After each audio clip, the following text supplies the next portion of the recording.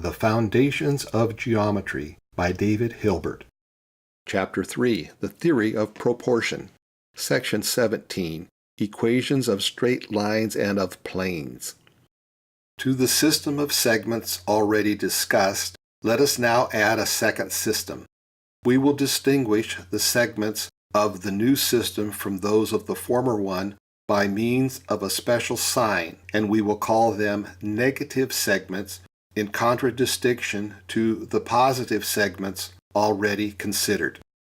If we introduce also the segment O, which is determined by a single point, and make other appropriate conventions, then all of the rules deduced in section 13 for calculating with real numbers will hold equally well here for calculating with segments. We call special attention to the following particular propositions. We have always a times 1 equals 1 times a equals a. If a times b equals 0, then either a equals 0 or b equals 0. If a is greater than b and c is greater than 0, then ac is greater than bc. In a plane alpha, we now take two straight lines cutting each other in O at right angles as the fixed axis of rectangular coordinates and lay off from O upon these two straight lines the arbitrary segments x and y. We lay off these segments upon the one side or upon the other side of O, according as they are positive or negative. At the extremities of x and y, erect perpendiculars and determine the point P of their intersection. The segments x and y are called the coordinates of P. Every point of the plane alpha is uniquely determined by its coordinates x and y, which may be positive, negative, or 0. Let L be a straight line in the plane alpha, such that it passes through O and also through a point C, having the coordinates AB. If x, y are the coordinates of any point on L, it follows at once from Theorem 22 that A is to B equals xs to y, or bx minus ay equals 0, is the equation of the straight line L. If L' is a straight line parallel to L, and cutting off from the x-axis the segment C, then we may obtain the equation of the straight line L' by replacing in the equation for L the segment x by the segment x minus c. The desired equation will then be of the form bx minus ay minus bc equals 0.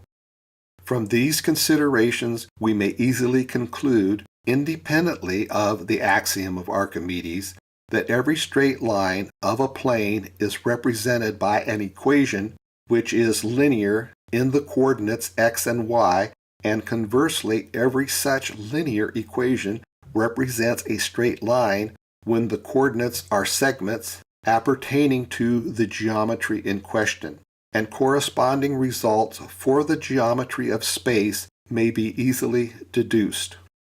The remaining parts of geometry may now be developed by the usual methods of analytic geometry. So far in this chapter, we have made absolutely no use of the axiom of Archimedes. If now we assume the validity of this axiom, we can arrange a definite correspondence between the points on any straight line in space and the real numbers. This may be accomplished in the following manner. We first select upon a straight line any 2 points and assign to these points the numbers 0 and 1. Then bisect the segment 0, 1 thus determined and denote the middle point by the number 1/2. In the same way, we may denote the middle of 0, 1/2 by 1/4, etc. After applying these processes n times, we obtain a point which corresponds to 1 divided by 2 to the nth power. Now lay off m times in both directions from the point O the segment 0, 1 over 2 to the nth power. We obtain in this manner a point corresponding to the numbers m divided by 2 to the nth power, and minus m over 2 to the nth power.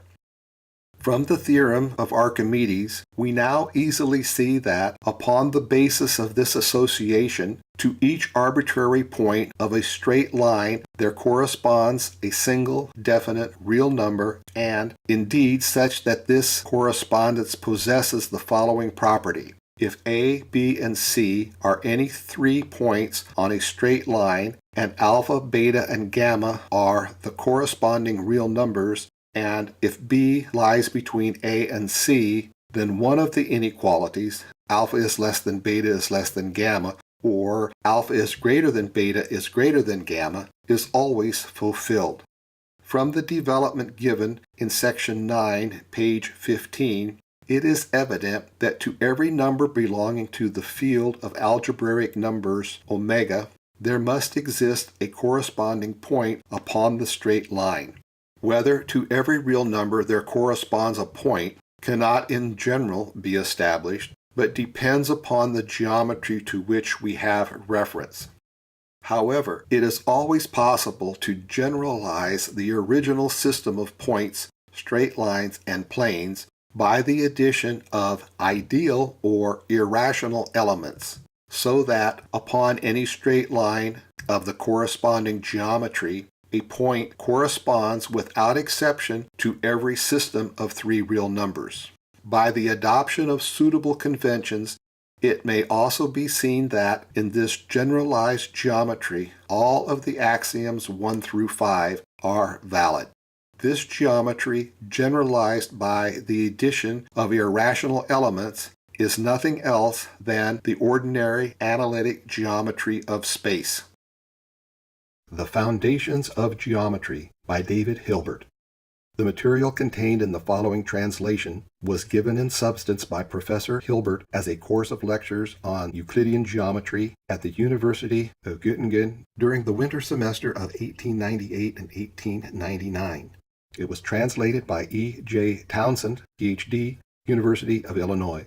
The text was downloaded from Project Gutenberg with the following notice. This ebook is for the use of anyone, anywhere in the United States and most other parts of the world at no cost and with almost no restrictions whatsoever.